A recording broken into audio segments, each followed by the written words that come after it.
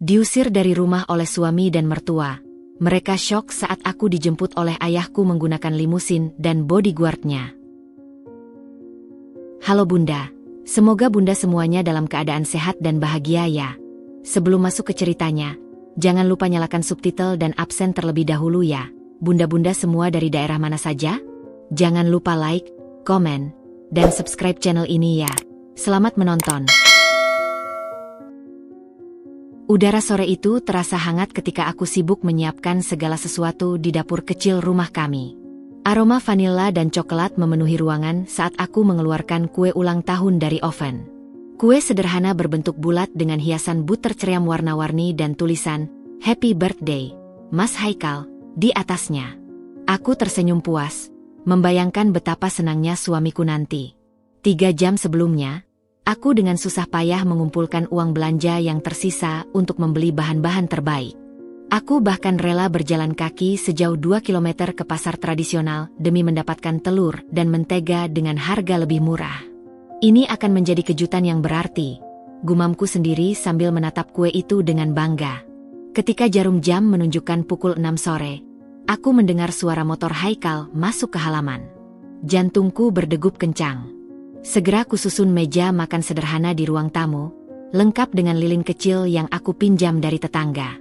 Kue itu kupajang di tengah, dikelilingi oleh beberapa piring lauk yang kumasak dengan sepenuh hati. Ayam goreng kesukaannya, sambal terasi, dan sayur asam yang kuracik dengan bumbu warisan ibu. Pintu terbuka, dan Haikal masuk dengan wajah masam. "Mas, selamat ulang tahun," seruku riang, berharap bisa sedikit menghibur suasana hatinya yang buruk belakangan ini. Dia menatap meja makan, lalu mengerutkan kening. "Apa ini?" "Aku buatkan kue dan masakan kesukaan Mas," jawabku sambil tersenyum penuh harap. Haikal mendekat, menatap kue itu dengan pandangan yang membuatku tak nyaman. Tiba-tiba, tangannya menyambar kue itu dan, bam, dilemparkannya ke lantai. "Kau pikir aku mau kue seadanya seperti ini?" bentaknya, membuatku terkejut. Lihatlah istri teman-temanku.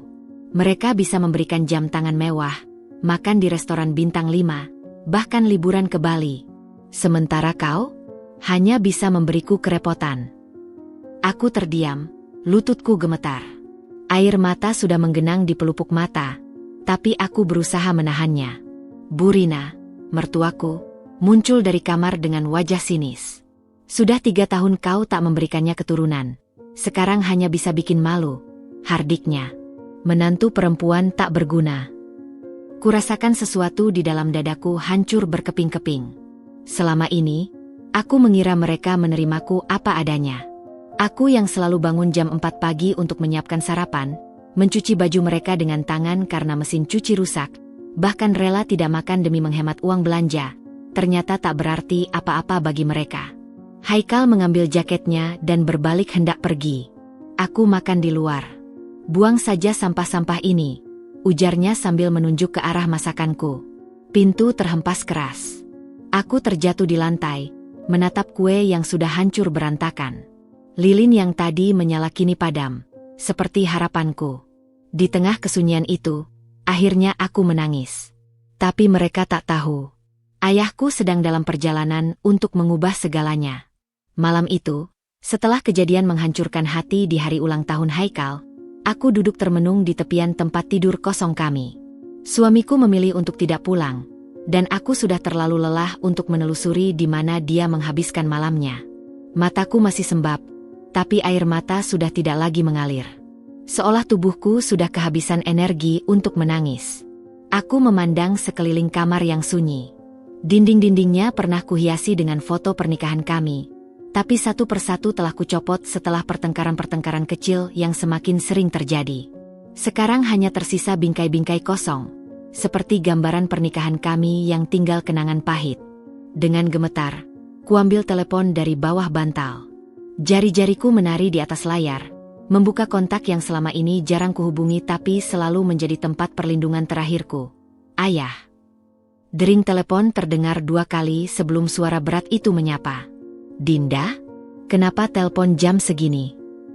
Suaranya yang hangat seketika membuat tenggorokanku tercekat. Aku mencoba mengatur napas, Tapi yang keluar justru isakan yang tidak bisa kutahan lagi. Ayah, aku lelah. Nak, kenapa? Apa yang terjadi? Suaranya langsung berubah tegang. Aku menceritakan segalanya dengan suara terputus-putus.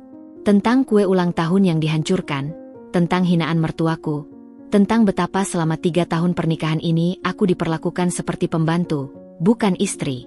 Tentang bagaimana Haikal semakin sering pulang larut malam dengan bau parfum yang bukan milikku. Diam sejenak di seberang telepon. Lalu ayahku berkata dengan suara yang berbeda, lebih dalam, lebih berwibawa, suara yang jarang kudengar sejak kecil. Cukup, Dinda. Kau tidak harus terus menderita seperti ini. Tapi ayah, aku akan menjemputmu besok pagi, potongnya tegas. Siapkan barang-barang pentingmu. Jangan khawatir tentang apapun. Ayah yang akan mengurus semuanya. Aku menggigit bibirku. Ayah, mereka tidak tahu tentang siapa kita sebenarnya. Tentang perusahaanmu. Dan itu pilihanmu yang aku hormati, jawabnya lembut. Tapi sekarang waktunya mereka tahu bahwa mereka telah memperlakukan putri satu-satunya Haris Wijaya dengan cara yang salah. Nama ayahku menyentak kesadaranku. Haris Wijaya, pemilik Wijaya Group, salah satu konglomerat terbesar di negeri ini. Selama ini aku sengaja menyembunyikan identitas asliku, ingin membuktikan bahwa aku bisa hidup mandiri tanpa embel-embel nama besar keluarga. Ayah, tunggu. Tidak ada lagi yang perlu ditunggu, Dinda. Suaranya tegas tapi penuh kasih. Aku sudah terlalu lama membiarkanmu mencoba membahagiakan orang-orang yang tidak menghargaimu.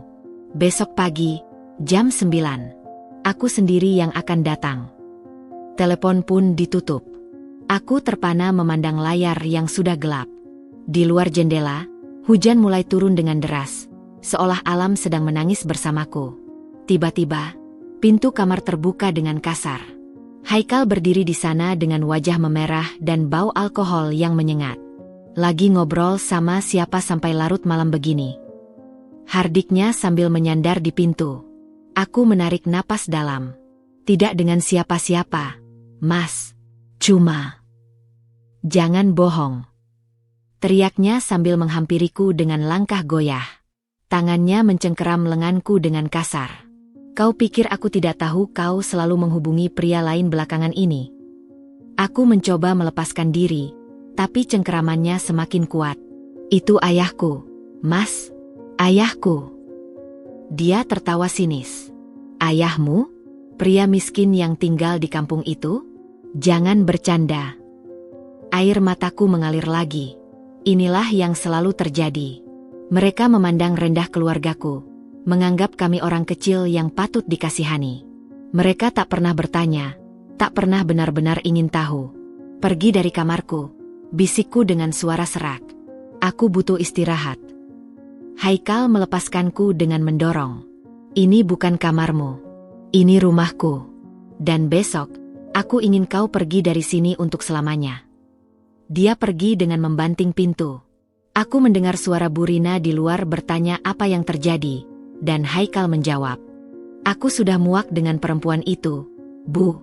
Besok dia harus pergi. Aku memeluk bantal erat-erat, mencoba menenangkan detak jantung yang berdegup kencang.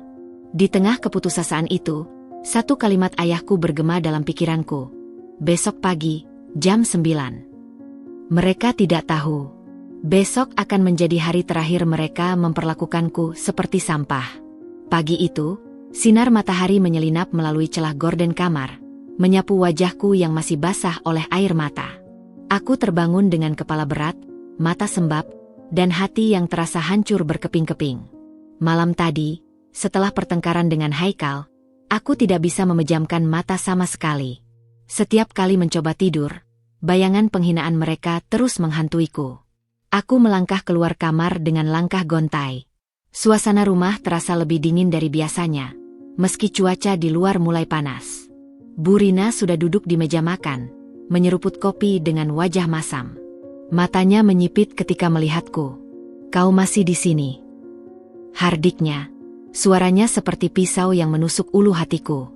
Haikal sudah bilang kau harus pergi hari ini. Aku mencoba tetap tenang, mengambil nafas dalam-dalam. Ibu, aku hanya butuh waktu untuk mengemasi barang-barangku. Barang apa lagi yang kau punya di sini? Potongnya sinis.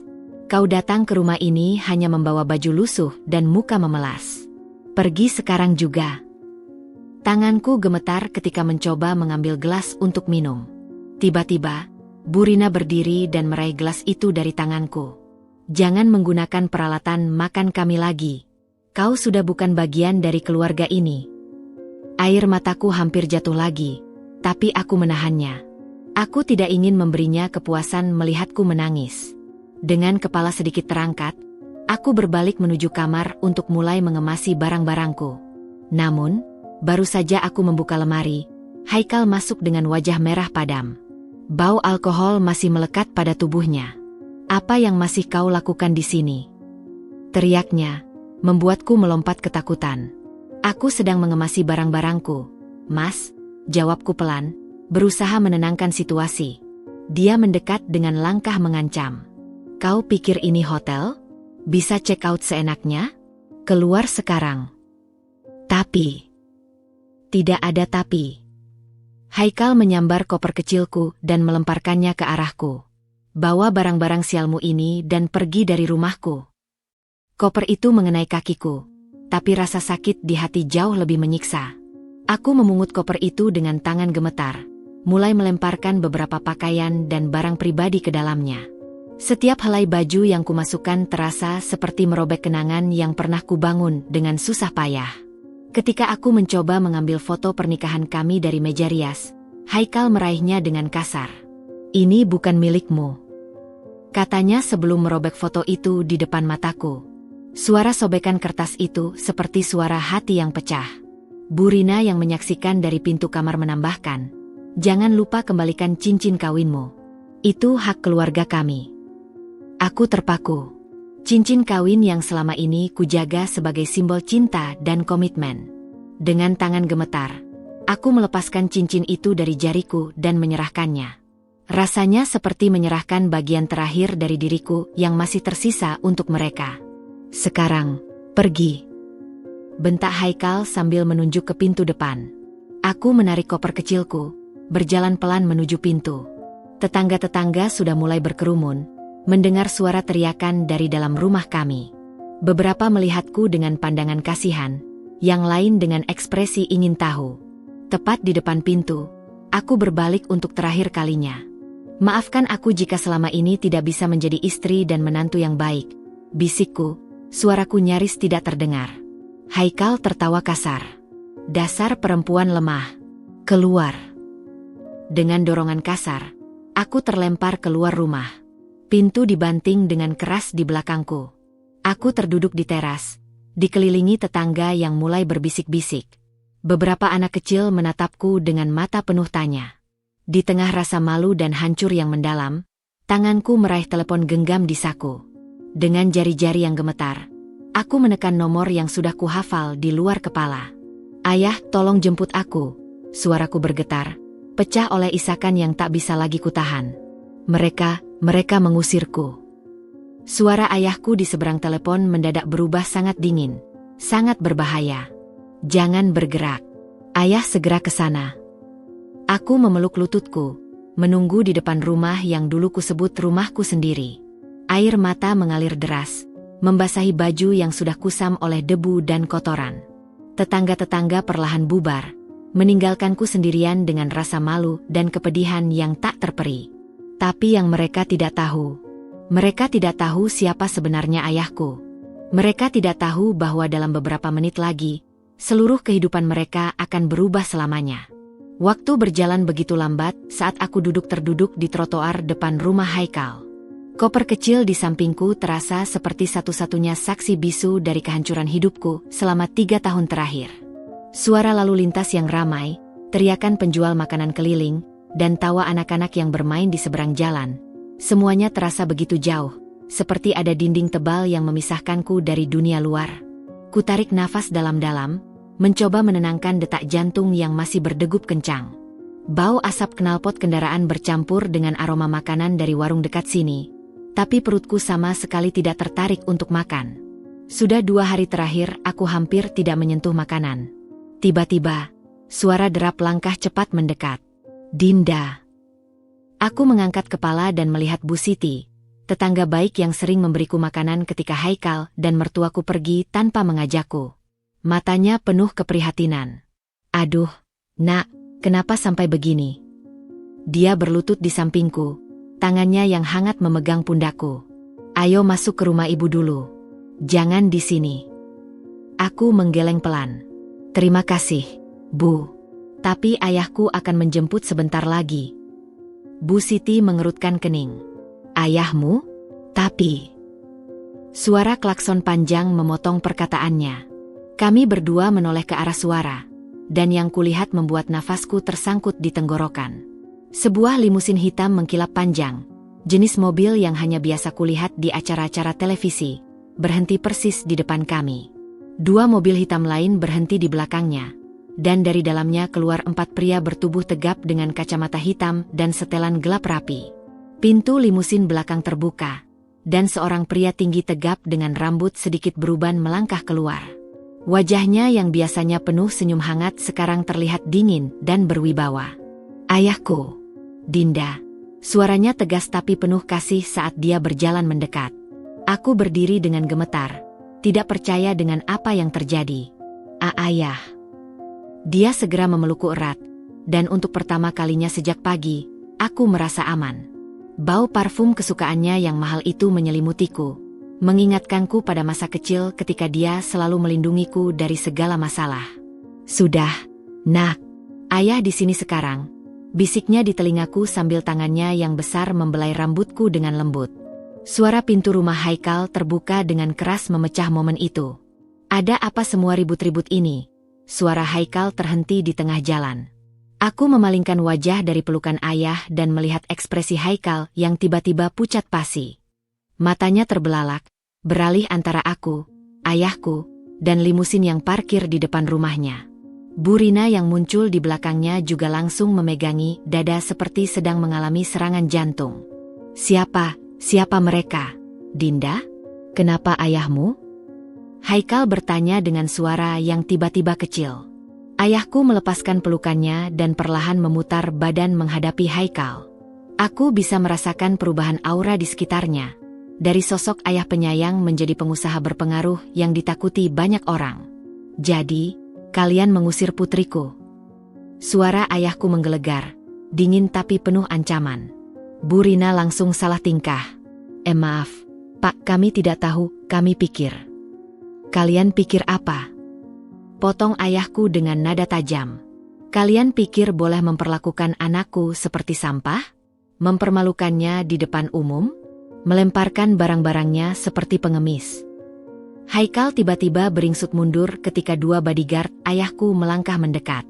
Wajahnya yang biasanya angkuh sekarang dipenuhi keringat dingin. Dinda, kenapa kau tidak bilang? Bilang apa, Mas? Potongku. Suaraku lebih tegas dari yang kukira. Bahwa ayahku pemilik Wijaya Group? Supaya kalian bisa memanfaatkanku lebih awal. Tetangga-tetangga mulai berkerumun, berbisik-bisik penuh decak kagum. Beberapa bahkan mulai mengeluarkan ponsel untuk merekam. Ayahku mengangkat tangan, dan salah satu bodyguard segera membukakan pintu limusin. Kita pergi, Dinda. Tidak ada lagi yang perlu dibicarakan dengan orang-orang seperti ini. Dia memandangku, dan untuk pertama kalinya sejak tadi, ada kelembutan di matanya. Kau mau membawa apa saja dari sini, nak? Aku melihat ke arah rumah Haikal sekali lagi, lalu ke koper kecil di tanah. Tidak ada lagi yang ingin kuambil, ayah. Ayahku mengangguk, lalu menoleh ke Haikal dan Bu Rina yang masih terpaku di tempat. Kalian akan menyesal. Percayalah. Dengan perlahan tapi penuh wibawa, ayahku membimbingku masuk ke dalam limusin. Bodyguard segera menutup pintu, dan melalui jendela, aku melihat Haikal mencoba mendekat, tapi dihalangi oleh bodyguard. Dinda, tunggu. Kita bisa bicara. Tapi suaranya segera hilang ketika limusin mulai bergerak. Aku memandang keluar jendela, Melihat wajah Haikal yang panik dan Bu Rina yang tampak seperti akan pingsan semakin mengecil di kejauhan. Di dalam limusin yang mewah itu, ayahku memegang tanganku erat. Mereka akan membayar untuk semua air matamu, nak. Ayah janji. Dan untuk pertama kalinya dalam 3 tahun terakhir, aku merasa benar-benar bebas. Limusin meluncur mulus melalui gerbang besi yang megah, dihiasi lambang keluarga Wijaya yang terpampang megah di bagian atasnya. Pohon-pohon palem tinggi berjajar rapi di sepanjang jalan masuk, membentuk terowongan alami yang mengingatkanku pada masa kecil. Aku menekan jendela dengan jari gemetar, menyaksikan pemandangan yang dulu sangat akrab tapi sekarang terasa asing setelah 3 tahun menjauh dari rumah ini. Selamat datang di rumah, nak. Ayah berbisik lembut sambil tangannya yang hangat menutupi tanganku yang dingin. Detak jantungku berdegup kencang ketika istana masa kecilku perlahan muncul di balik pepohonan. Rumah itu, lebih tepat disebut istana, terhampar megah dengan arsitektur modern minimalis yang dipadu sentuhan tradisional Jawa. Kaca-kaca tinggi memantulkan sinar matahari, kolam refleksi di halaman depan memantulkan bayangan bangunan utama, dan beberapa staf berseragam sudah berbaris rapi di teras depan menyambut kedatangan kami. Ayah, ini terlalu. Ini rumahmu, potongnya tegas. Selalu dan akan terus menjadi rumahmu. Pintu limusin terbuka sebelum sempat ku selesaikan kalimat. Seorang wanita paruh baya dengan sanggul rapi dan kebaya putih segera menyambut dengan mata berkaca-kaca. Nona Dinda, akhirnya pulang. Suara Butari, kepala rumah tangga yang mengasuhku sejak kecil, bergetar haru. Aku terjatuh ke pelukannya, mencium aroma khas minyak telon yang selalu melekat padanya.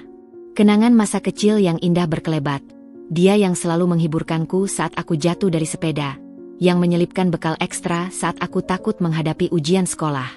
Maafkan Dinda, Bu, bisikku di bahunya, air mata menetes deras. Dia mengelus punggungku seperti dulu. Sudah, yang penting sekarang Nona sudah di rumah. Ayah membimbingku melewati pintu utama. Begitu masuk, desain interior yang memukau langsung menyambutku. Lantai marmer mengilap, lampu kristal raksasa, lukisan-lukisan maestro dunia yang dulu sering kukagumi. Tapi yang membuatku tercekat adalah foto-foto keluarga di sepanjang dinding koridor. Foto-foto yang dengan sengaja kuhindari selama 3 tahun terakhir. Ada foto ibuku yang cantik tersenyum, diambil setahun sebelum kanker merenggutnya.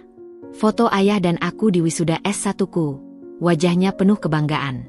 Dan foto-foto masa kecilku yang bahagia. Berkuda, belajar piano, berlibur ke Eropa. Semua tersusun rapi seperti museum kenangan pribadi.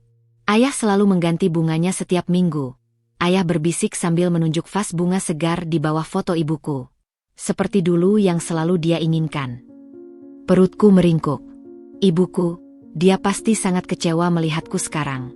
Perempuan yang dulu dibesarkan dengan penuh kasih sayang, malah membiarkan dirinya diinjak-injak oleh keluarga yang hanya melihat materi. Ayah memandangiku dalam-dalam. Mari ke kamarmu. Sudah persis seperti dulu kau tinggalkan. Dia membimbingku menyusuri koridor panjang ke sayap barat rumah. Begitu pintu kamarku terbuka, napasku tersangkut. Semuanya masih sama persis. Tempat tidur canopi putih dengan kelambu sutra, meja rias antik pemberian ibuku, rak buku berisi novel-novel koleksiku, bahkan boneka beruang yang kutinggalkan di sudut tempat tidur.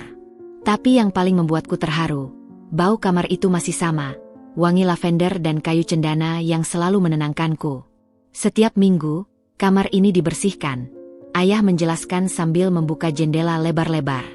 Ayah selalu yakin kau akan pulang. Aku duduk di tepi tempat tidur, tangan mengelus selimut sutra yang halus. Kenapa ayah tidak pernah menghentikanku? Ketika aku memutuskan menikah dengan Haikal, ketika aku meminta untuk merahasiakan identitas kita. Ayah duduk di sampingku, wajahnya tiba-tiba tampak lebih tua. Karena ayah menghargai keputusanmu. Nak, ayah pikir mungkin itu yang membuatmu bahagia. Dia menghela napas.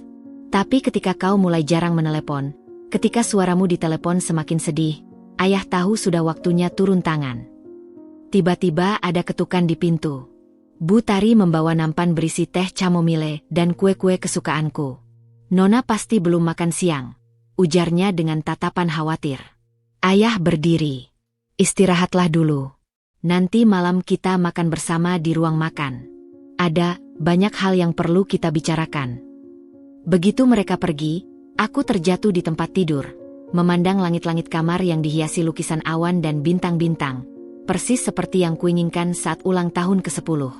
Perlahan, mataku terpejam, larut dalam kelelahan fisik dan emosional yang luar biasa. Tapi sebelum benar-benar tertidur, ponsel di sakuku bergetar. Kulihat layar, 12 panggilan tak terjawab dari Haikal dan 5 pesan teks. Dinda, kita perlu bicara. Aku tidak tahu ayahmu adalah Haris Wijaya. Aku menyesal. Ayo pulang. Aku mencintaimu, tolong jawab. Kau tidak bisa begini. Kita masih suami istri. Dengan tenang, aku mematikan telepon dan melemparkannya ke sofa. Untuk pertama kalinya dalam 3 tahun, aku tersenyum lega sebelum tertidur di kamarku yang hangat, dibuai oleh aroma lavender dan rasa aman yang sudah lama hilang. Di luar, matahari mulai tenggelam, menandakan akhir dari satu babak kehidupan, dan awal dari babak baru yang akan mengubah segalanya. Matahari pagi menyentuh kelopak mataku dengan lembut, membangunkanku dari tidur nyenyak pertama dalam 3 tahun terakhir. Untuk sesaat, aku bingung dengan keberadaanku, tempat tidur yang terlalu nyaman, aroma lavender yang menenangkan, dan kesunyian yang hanya dipecahkan oleh kicauan burung di taman. Kemudian kesadaran pun menyergapku. Aku sudah kembali ke rumah. Aku meregangkan badan perlahan, merasakan setiap otot yang masih pegal karena stres dan tangisan semalam. Ketika mataku terbuka sepenuhnya, kulihat secangkir coklat panas dan sepiring sarapan lengkap di meja samping tempat tidur. Butari pasti sudah masuk diam-diam sementara aku tertidur pulas. Sambil menyeruput coklat hangat, kuambil ponsel yang masih terbaring di sofa. Layarnya langsung menyala dengan deretan notifikasi. 25 panggilan tak terjawab dari Haikal, 8 pesan teks, dan bahkan 3 pesan suara. Jari gemetarku membuka pesan terakhir. Dinda, aku di depan rumah ayahmu. Aku tidak akan pergi sampai kita bicara. Pesan itu dikirim sejam yang lalu. Jantungku berdegup kencang.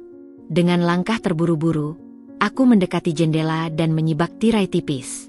Benar saja, di balik pagar utama, terlihat Haikal berdiri dengan pakaian yang jelas dipilih dengan hati-hati. Kemeja putih yang dulu kubelikan untuk ulang tahunnya, celana hitam yang biasa dipakainya untuk acara penting. Wajahnya yang biasanya percaya diri kini terlihat lesu, matanya sembab seperti kurang tidur. Tiba-tiba, telepon di kamar berdering. Aku mengangkatnya dengan enggan. Nona, ada tamu untukmu. Suara Butari terdengar tegas. Tuan Haikal. Kami sudah bilang Nona tidak mau menerima tamu, tapi dia bersikeras. Bahkan sudah berdebat dengan Satpam. Aku menarik napas dalam-dalam. Ayah tahu. Tuan Haris sedang meeting virtual dengan direksi dari Singapura. Tapi beliau berpesan, ini keputusan Nona sepenuhnya. Di luar, Haikal mulai mondar-mandir seperti singa dalam kurungan. Tiba-tiba, dia menengadah dan melihatku di jendela. Matanya langsung berbinar. Dengan gerakan dramatis, dia berlutut di jalanan beraspal. Dinda, aku menyesal. Tolong beri aku kesempatan. Teriaknya begitu keras sampai beberapa burung di pohon terkejut terbang. Tanganku mencengkeram tirai dengan erat. Di kepalaku, 2 suara saling berseteru. Satu ingin kuhampiri dan mendengar penjelasannya. Satunya lagi ingin kusuruh Satpam mengusirnya jauh-jauh. Butari, akhirnya kumutuskan. Aku akan menemui dia di taman depan. Tolong siapkan 2 orang Satpam berdiri di dekatku. Baik, Nona. Tapi, kenapa tidak di ruang tamu saja? Aku memandang ke arah Haikal yang masih berlutut dramatis. Karena aku tidak ingin dia mengotaki rumah ayahku dengan kebohongannya. 15 menit kemudian, aku duduk di bangku taman marmer, dikelilingi bunga mawar yang sedang mekar penuh. 2 satpam besar berdiri tegak 3 meter di belakangku. Haikal diantar oleh staf keamanan dengan wajah waspada. Dinda, suaranya bergetar saat dia duduk di hadapanku. Tangannya ingin menyentuh tanganku, tapi aku segera menariknya. Apa yang kau inginkan, Haikal? Tanyaku dingin. Dia menghela napas dramatis. Aku menyesal, Dinda. Aku tidak tahu. Tidak tahu ayahku Haris Wijaya. Potongku. Ya, tentu saja. Karena aku sengaja merahasiakannya. Aku ingin dicintai karena diriku sendiri, bukan karena nama keluargaku. Haikal menggeleng cepat. Bukan itu maksudku. Aku mencintaimu, Dinda. Selama ini, aku hanya stres karena pekerjaan, karena tekanan ibu, tapi hatiku selalu milikmu. Aku memandangnya dalam-dalam, wajah yang dulu kukagumi, yang membuat jantungku berdegup kencang. Sekarang yang kulihat hanya kepalsuan di balik senyumannya. Kalau begitu, kataku perlahan, kenapa baru sekarang kau menyesal? Kenapa tidak kemarin, atau bulan lalu, atau tahun lalu ketika kau mulai menghinaku setiap hari? Haikal terlihat tersentak. Aku. Dan kenapa? Lanjutku dengan suara semakin tegas. Kau masih memakai jam tangan yang kubelikan tahun lalu. Padahal minggu lalu kau bilang itu hadiah murahan. Dia refleks menutupi jam tangannya. Wajahnya memerah. Dinda, tolong kita bisa mulai lagi. Aku akan berubah. Ibu juga sudah menyesal. Tiba-tiba, suara derap langkah cepat mendekat. Ayahku muncul dengan wajah dingin, diikuti oleh 3 orang berpakaian resmi. Pak Wijaya. Haikal langsung berdiri. Wajahnya berubah menjadi ekspresi sopan yang palsu. Saya sangat. Ayahku mengangkat tangan. Cukup. Saya tidak tertarik dengan permintaan maafmu. Dia menoleh ke arahku. Nak, ada yang perlu kau lihat. Salah satu staf ayah membuka tablet besar. Di layar, terpampang rekaman CCTV dari rumah Haikal, diambil tadi pagi. Terlihat jelas Bu Rina dan Haikal sedang berdebat sambil menunjuk ke arah layar komputer. Lihat, ini dia, Haris Wijaya. Teriak Bu Rina dalam rekaman itu. Kau sudah mengusir putri satu-satunya orang terkaya di kota ini. Haikal di video itu memukul meja. Tapi Bu, dia yang tidak pernah bilang. Bagaimana aku tahu? Cepat pergi ke sana. Bawa dia pulang. Atau kita akan bangkrut. Video itu berakhir. Wajah Haikal di depanku sekarang pucat seperti mayat. Ayahku melipat tangan. Jadi begini alasan sebenarnya kau datang? Bukan karena menyesal, tapi karena takut bangkrut. Haikal membuka mulutnya, tapi tidak ada suara yang keluar. Aku berdiri perlahan, merasa mual melihat kepalsuannya. Pulanglah, Haikal, dan sampaikan pada ibumu, permainan sudah berakhir. Ayahku memberi isyarat pada satpam. Dalam sekejap, Haikal yang terhuyung-huyung diantar keluar gerbang. Sebelum pergi, dia masih sempat berteriak. Dinda, kita masih suami istri. Kau tidak bisa mengabaikanku begitu saja. Tapi pintu gerbang besi sudah tertutup dengan keras, mengubar suaranya. Ayah memandangiku dengan khawatir. Kau baik-baik saja? Aku mengangguk, meski lututku terasa lemas. Ayah, tentang status pernikahanku. Dia tersenyum tipis. Sudah kusiapkan tim pengacara terbaik. Besok mereka akan mengurus proses perceraian.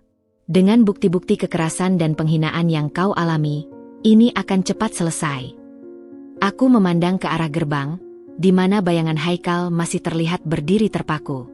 Tiba-tiba, telepon ayah berdering. Ya? Apa? Wajahnya berubah serius. Baik, segera siapkan dokumennya. Ada apa, ayah? Tanyaku. Matanya berbinar. Kau ingat perusahaan tempat Haikal bekerja? Perusahaan konstruksi yang selalu dia bangga-banggakan itu. Aku mengangguk pelan. Kebetulan, Wijaya Group adalah pemegang saham terbesarnya. Senyum ayah semakin lebar. Dan rapat dewan direksi besok akan sangat menarik. Di kejauhan, petir menggelegar, pertanda badai yang akan datang. Badai yang akan menyapu bersih semua kepalsuan dan keserakahan. Pagi itu, kabut tipis masih menyelimuti kompleks perkantoran Wijaya Tower ketika aku duduk di belakang jendela kaca gedung berlantai 50. Dari sini, seluruh kota terlihat kecil, seperti papan catur tempat ayahku dengan mudah menggerakkan bidak-bidaknya. Nervous. Ayah menepuk pundakku sambil menyerahkan segelas cappuccino panas. Aku menggeleng, meski jari-jariku masih sedikit gemetar memegang gelas. Aku hanya tidak pernah membayangkan akan duduk di ruang rapat direksi Wijaya Group untuk ini. Ayah tersenyum tipis, matanya yang tajam memandang ke arah gedung BCA Corp di seberang, tempat Haikal bekerja sebagai manajer proyek junior. Dalam bisnis, nak, ada dua jenis orang. Yang pertama bermain catur dengan melihat 2 langkah ke depan. Yang kedua hanya peduli dengan langkah berikutnya. Dia menyeruput kopinya. Haikal adalah tipe kedua. Pintu ruang rapat terbuka. Seorang sekretaris muda masuk dengan dokumen tebal. Pak Direktur, semua sudah siap. Rapat akan dimulai dalam 10 menit. Ayah mengangguk, lalu menunjuk ke setelan bisnis abu-abu yang tergantung di pintu. Kau akan menemani ayah di rapat hari ini. Sebagai observer resmi dari divisi baru kita. Aku terkejut. Divisi baru. Wijaya Family Office. Jelasnya sambil membantu aku berdiri. Divisi yang akan mengurus semua aset keluarga kita. Dan ayah ingin kau yang memimpinnya. Jantungku berdegup kencang. Ini bukan sekadar pekerjaan. Ini adalah warisan yang selama ini kuhindari. Ruang rapat utama Wijaya Group lebih mirip sebuah ruang komando militer daripada kantor biasa. Layar-layar besar menampilkan grafik saham real-time. Sementara 15 orang direksi dan manajer senior duduk mengelilingi meja rapat sepanjang 10 meter. Begitu ayah dan aku masuk, semua langsung berdiri. Selamat pagi, Pak Presiden Direktur. Ayah mengangkat tangan. Hari ini kita ada agenda khusus. Tangannya menunjuk ke arahku. Putri saya, Dinda Wijaya, akan bergabung dalam rapat sebagai observer. Aku bisa merasakan tatapan penuh rasa ingin tahu dari semua orang. Beberapa bahkan terlihat gugup. Tentu saja, selama ini mereka hanya mengenalku sebagai Dinda, tanpa tahu hubungan keluarga. Rapat dimulai dengan laporan keuangan kuartalan. Tapi baru 20 menit berjalan, ayah tiba-tiba mengubah topik. Sekarang, kita bahas Idean Corp. Suaranya menggelegar. Suasana ruangan langsung berubah. Beberapa direksi saling pandang dengan wajah tegang. Seperti kita tahu, lanjut ayah sambil menekan remote, membuat layar utama menampilkan grafik penurunan laba Idean Corp. Kinerja mereka terus menurun selama 6 kuartal terakhir. Sebagai pemegang saham mayoritas, Wijaya Group tidak bisa diam saja. Seorang direktur senior mengangkat tangan. Rencana kita, Pak. Ayah tersenyum. Senyum yang membuat bulu kuduku berdiri. Pembersihan. Dia menekan tombol lagi. Layar sekarang menampilkan daftar panjang nama-nama karyawan Idean Corp yang akan disesuaikan. Dan di urutan teratas, Haikal Aditya Putra, manajer proyek junior, divisi konstruksi. Darahku berdesir. Aku tahu ayahku berencana membalas dendam, tapi tidak menyangka akan secepat ini. Pak Presiden Direktur, seorang wanita berkacamata bicara. Kita punya kontrak proyek besar dengan pemerintah yang sedang dikerjakan tim Pak Haikal. Memecatnya sekarang bisa. Kita punya 10 orang lebih kompeten yang siap menggantikan. Potong ayah dengan dingin. Dan untuk proyek pemerintah itu, saya sudah minta anak buah menyelidiki ketidakberesan dalam laporan kemajuan proyek. Aku terkesiap. Ayah bukan sekadar memecat Haikal. Dia sedang menyiapkan kehancuran total. Tepat pukul 12.30. Ketika aku masih mencerna semua yang terjadi di rapat, telepon genggamku berdering. Nomor tak dikenal. Halo. Suara Haikal yang panik memenuhi telingaku. Dinda, ada apa dengan kantorku? Aku baru dapat panggilan dari HRD. Katanya aku harus menghadap direksi besok untuk klarifikasi. Aku memandang keluar jendela, ke arah gedung Idean Corp yang terlihat jelas dari sini. Mungkin kau harus bertanya pada bosmu, bukan padaku. Jangan main-main, Din. Aku tahu ayahmu yang berada di balik ini. Suaranya semakin tinggi. Kau pikir dengan kekayaan kalian bisa menghancurkan hidupku? Aku akan melawan. Aku punya hak. Tiba-tiba, pintu kantorku terbuka. Ayah masuk dengan dokumen di tangan. Siapa itu? Tanyanya. Haikal, jawabku pendek. Ayah mengulurkan tangan. Berikan padaku. Dengan ragu, aku menyerahkan telepon. Ayah langsung menyetel speakerphone. Haikal, ini Haris Wijaya. Suaranya tenang tapi mematikan. Kau bilang punya hak? Mari kita bicara tentang hak.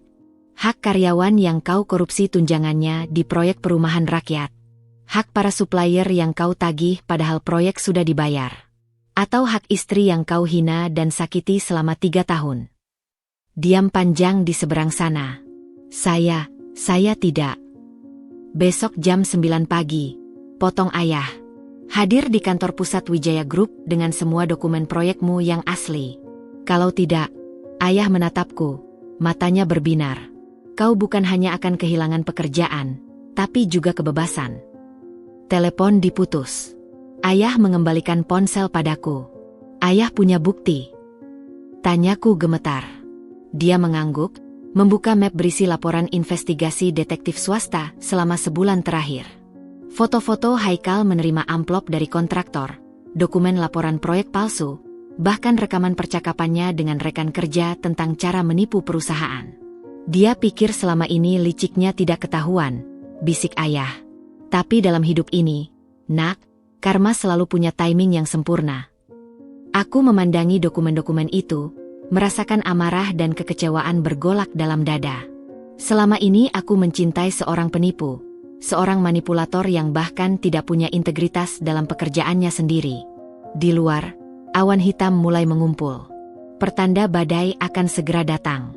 Badai yang akan menyapu bersih semua kebohongan Haikal, dan mengantar kami pada babak baru yang selama ini tertunda. Hujan deras menghentak kaca jendela mobil ketika kami melintas di depan kafe tempat Haikal sering menghabiskan waktu. Butiran air membentuk aliran sungai kecil di atas kaca, mengaburkan pandangan, tapi tidak cukup untuk menyembunyikan sosok perempuan tinggi ramping yang sedang bergegas masuk ke dalam taksi dengan wajah tertutup skarf. Itu dia, bisik Ronald, detektif swasta yang ayah sewa, sambil menunjuk ke arah perempuan itu. Vina Wijaya. Bukan hubungan darah dengan keluarga Anda, Pak. Hanya kebetulan nama belakang sama. Dia asisten manajer marketing di Idean Corp, sekaligus selingkuhan Haikal. Selesaiku dengan suara datar, menyelesaikan kalimatnya. Aku sudah tahu tentang Vina sejak sebulan sebelum perceraian.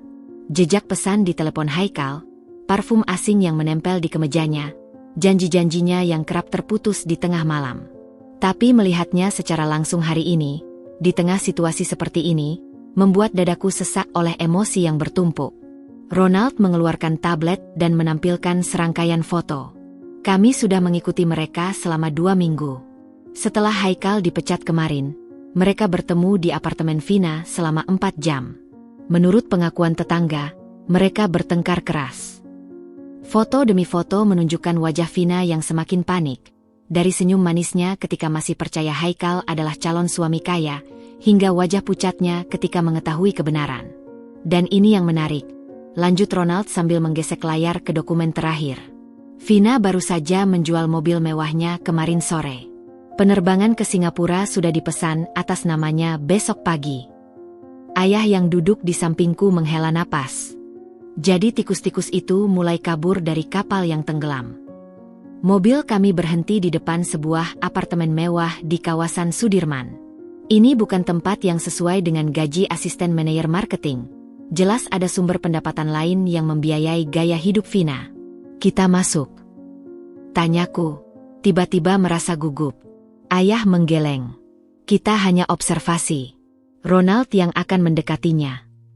2 jam kemudian, di sebuah kafe terpencil, Ronald kembali dengan laporan yang membuatku tercengang. Dia bersedia bicara, ujarnya sambil menyerahkan voice recorder.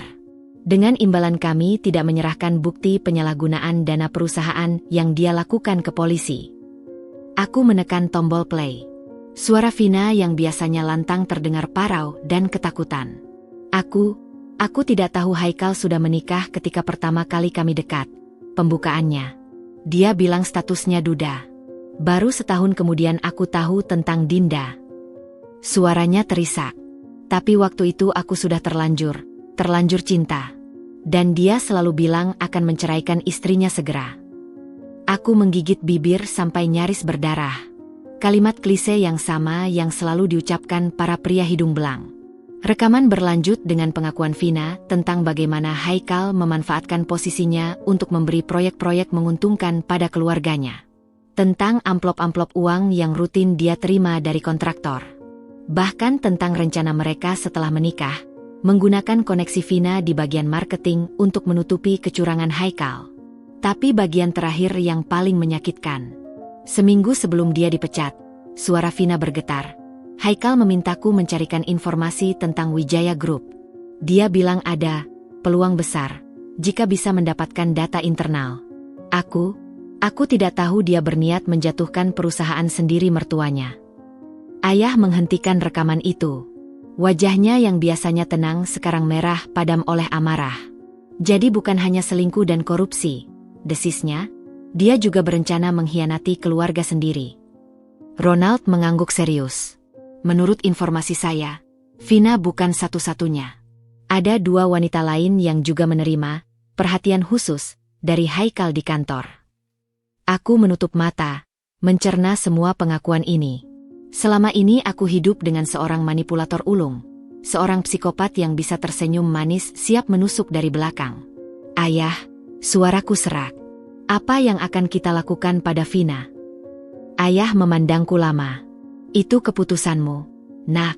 Dia sudah menyakitimu, tapi di sisi lain, dia juga korban kebohongan Haikal. Aku memutar kembali rekaman itu, mendengarkan ketakutan dalam suara Vina.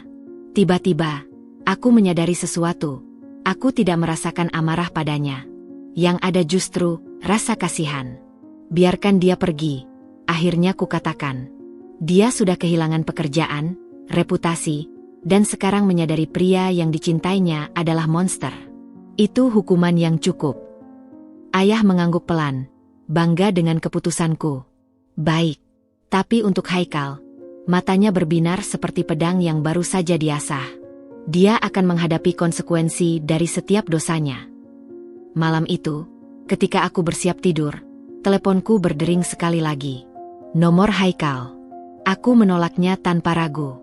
Tapi dia mengirim pesan. Dinda, tolong. Aku kehilangan segalanya. Kau satu-satunya yang mengerti aku. Aku mencintaimu. Beri aku kesempatan terakhir. Dengan tenang, aku mengetik balasan. Kesempatan terakhirmu adalah ketika kau memilih untuk tidak melemparkan kue ulang tahunku ke lantai. Selamat menikmati karma, Haikal. Lalu aku memblokir nomornya untuk selamanya. Di luar, hujan masih turun deras, membersihkan jalanan kota dari debu dan kotoran. Seperti karma yang sedang membersihkan hidupku dari racun bernama Haikal. Kabut pagi masih menyelimuti kompleks perumahan mewah tempat keluarga Haikal tinggal ketika aku melangkah keluar dari mobil bersama Ronald. Udara pagi yang seharusnya segar terasa pengap oleh getaran ketegangan yang memenuhi seluruh lingkungan itu. Rumah besar bergaya Mediterania yang dulu selalu mereka bangga-banggakan sekarang terlihat suram. Tirai jendela tertutup rapat, taman depan yang biasanya rapi kini dipenuhi rumput liar, dan plakat nama, keluarga Aditya Putra, di gerbang sudah miring. Kita tidak perlu masuk, bisikku pada Ronald sambil menunjuk ke deretan kendaraan dinas yang sudah parkir di depan. Lihat itu, mobil ban dan polisi. Mereka sudah didatangi penyita. Dari balik pagar, terlihat Bu Rina yang biasanya selalu tampil sempurna sekarang berdiri di teras dengan rambut acak-acakan, mengenakan das terlusuh. Tangannya menggenggam setumpuk dokumen sambil berteriak pada petugas ban yang sedang menempel surat peringatan di pintu. Ini salah kalian. Kalian tidak bisa menyita rumah ini. Suamiku dulu yang membayarnya. Teriaknya histeris. Seorang petugas muda mencoba menenangkannya. Ibu, berdasarkan dokumen, rumah ini sudah dijadikan jaminan untuk 3 pinjaman yang macet. Nilainya tidak cukup untuk menutup. Dasar anak kurang ajar. Bu Rina menyela, wajahnya merah padam. Tunggu saja anakku pulang. Dia punya banyak koneksi penting. Ronald mengeluarkan kamera dan mulai merekam adegan itu. Menurut informasi saya, bisiknya, Haikal sekarang sedang diperiksa di kepolisian terkait kasus penggelapan dana proyek. Ibunya tampaknya belum tahu. Aku mengamati adegan itu dengan perasaan aneh. Seharusnya aku merasa puas melihat mereka menderita, tapi yang kurasakan justru hampa. Tiba-tiba, Pintu samping terbuka dan seorang wanita parubaya keluar dengan tergesa-gesa membawa koper kecil. Bu Siti, pembantu mereka selama 15 tahun. Ronald sambil memeriksa catatannya. Menurut tetangga, dia belum dibayar gajinya selama 4 bulan. Aku segera menghampiri wanita itu. Bu Siti. Dia terkejut, lalu wajahnya berkerut ketika mengenaliku. Nyonya Dinda, maafkan saya. Nyonya. Saya tidak tahu. Tidak perlu minta maaf, potongku sambil merogoh dompet. Ini untuk gaji yang belum dibayar. Aku menyelipkan beberapa lembar uang ke tangannya. Mata Bu Siti berkaca-kaca. Terima kasih, Nyonya. Tapi, lebih baik Nyonya pergi dari sini. Nyonya Siti sedang tidak waras. Kemarin dia memecahkan semua foto keluarga setelah tahu rumah ini akan disita. Dari dalam rumah, teriakan Bu Rina semakin menjadi-jadi. Ini semua salah perempuan itu. Dinda. Dia yang menghancurkan keluarga kami. Dia dan ayahnya yang sombong. Bu Siti menarik napas dalam. Nyonya menyuruh semua tetangga untuk tidak menerima Nyonya Dinda kalau datang. Bilang Nyonya Dinda pembawa sial. Aku tersenyum pahit. Klasik. Ketika segala kesalahan mereka berbalik menghantam, aku yang dijadikan kambing hitam. Tidak apa, Bu. Saya hanya ingin memastikan Ibu baik-baik saja. Sebelum pergi, Bu Siti memegang tanganku erat. Ada satu hal. Sebelum Tuan Haikal ditangkap, dia menyimpan kotak besi di kamar mandi utama. Katanya berisi jaminan untuk melawan keluarga Nyonya. Ronald dan aku saling pandang. Ini informasi penting. 2 jam kemudian, di kantor ayah, kami mengumpulkan tim hukum untuk membahas temuan terbaru. Kotak itu berisi dokumen-dokumen palsu, jelas pengacara ayah, Bapak Hendra. Surat-surat yang dibuat Haikal seolah-olah ada perjanjian bisnis terselubung antara dia dan Tuan Haris. Jelas ini persiapan untuk pemerasan. Ayah menggeleng tak percaya. Dia benar-benar berpikir bisa mengalahkan Wijaya Group dengan dokumen palsu. Orang putus asa bisa melakukan apa saja, jawab Bapak Hendra serius. Tapi untungnya kita sudah dapatkan bukti-bukti asli kejahatannya. Kasus penggelapan dana proyek sudah pasti. Ditambah dengan upaya pemerasan ini, dia bisa menghabiskan 10 tahun di penjara. Aku memandang dokumen-dokumen itu, foto-foto transaksi mencurigakan, laporan keuangan yang dimanipulasi, bahkan catatan pengintaian Haikal terhadap ayahku. Ayah, suaraku gemetar. Apa kita akan melanjutkan tuntutan?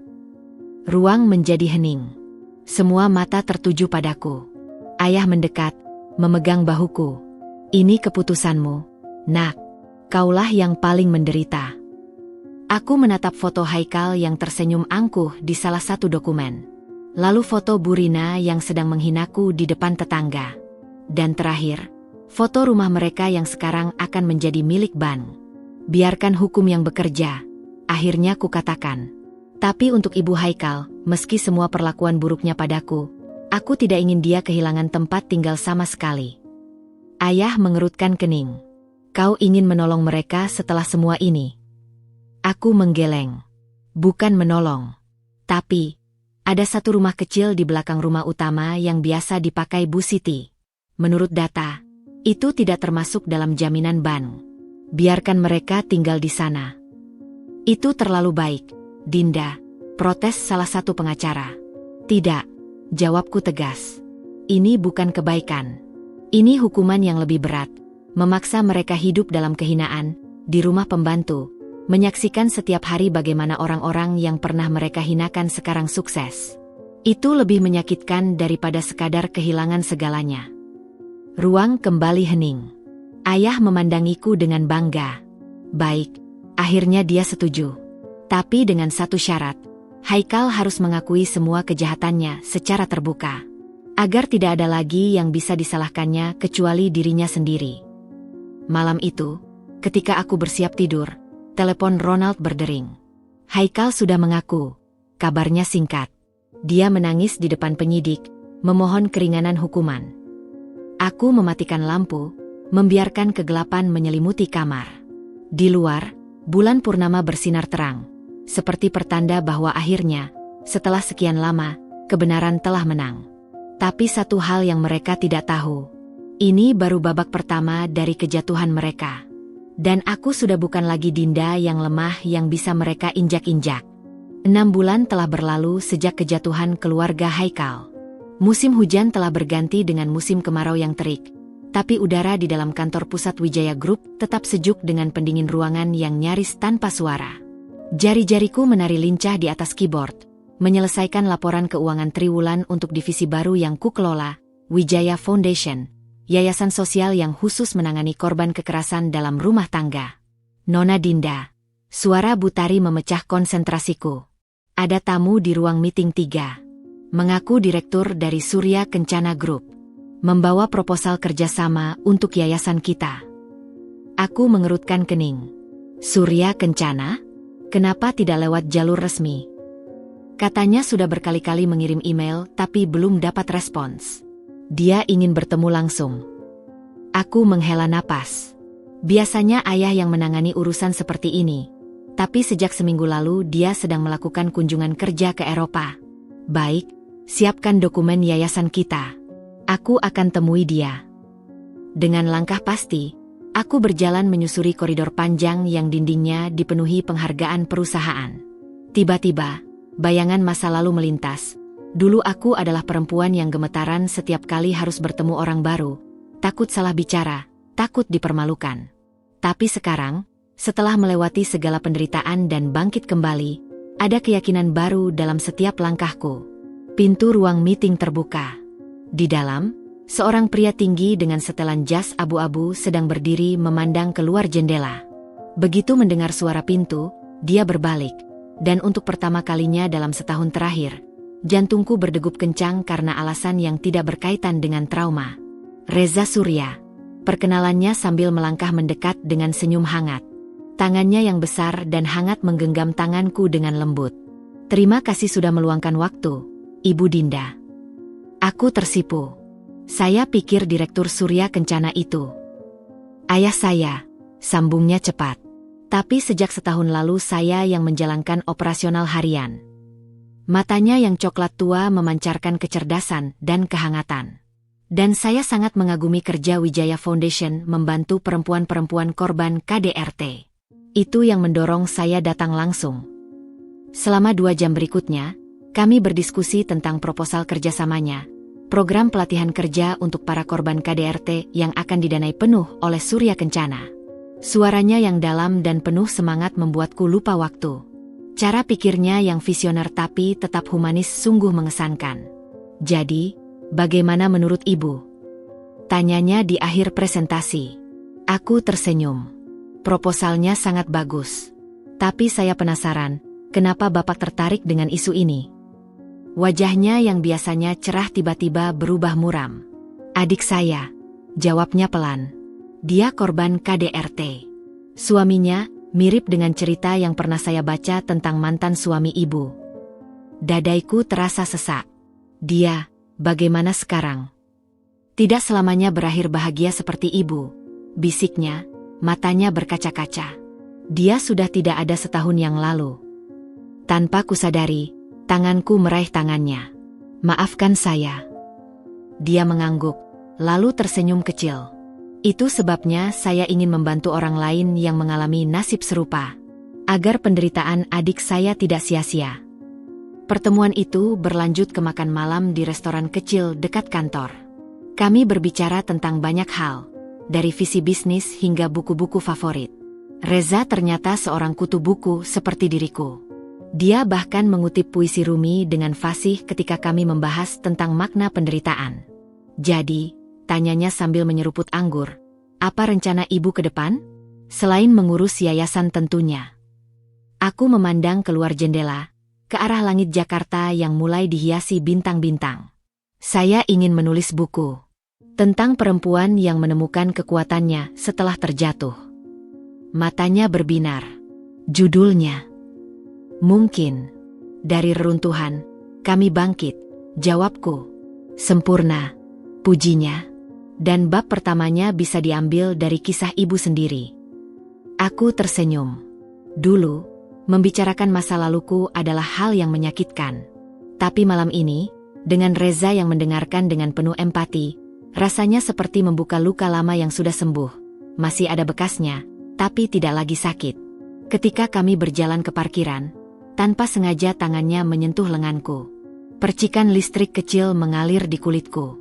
"Boleh saya menghubungi ibu lagi?" tanyanya polos. "Untuk membahas detail proyek tentu saja." Aku tahu ini bukan sekadar urusan bisnis. Dan untuk pertama kalinya sejak berpisah dengan Haikal, aku merasa siap membuka hati lagi. "Tentu saja," jawabku. "Saya tunggu telepon Bapak." Mobilnya meluncur pergi, meninggalkan aku berdiri di bawah cahaya bulan dengan senyum yang tidak bisa kupendam. Tiba-tiba, teleponku berdering. "Nak, bagaimana harimu?" Suara ayah dari seberang sana. "Sangat baik, Ayah," jawabku, tidak bisa menyembunyikan kegembiraan dalam suaraku. Aku bertemu seseorang hari ini." Diam sejenak di seberang. Lalu ayah tertawa. Suara tawa lepas yang jarang kudengar sejak ibu meninggal. "Ceritakan semuanya pada ayah saat pulang ya." "Dan Dinda," suaranya berubah lembut. "Ayah sangat bahagia untukmu." Aku menutup telepon dengan hati berbunga-bunga. Langit malam terasa lebih cerah, udara lebih segar. Seperti hidup memberitahuku bahwa ini adalah babak baru yang penuh harapan. Dan untuk pertama kalinya dalam waktu yang sangat lama, aku tidak bisa menunggu untuk melihat apa yang akan terjadi selanjutnya.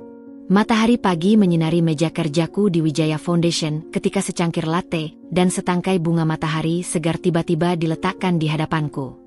Aku mengangkat kepala dan bertemu dengan senyum Reza yang bersinar seperti mentari itu sendiri. "Untuk wanita terkuat yang aku kenal," ujarnya sambil duduk di seberangku dengan santai.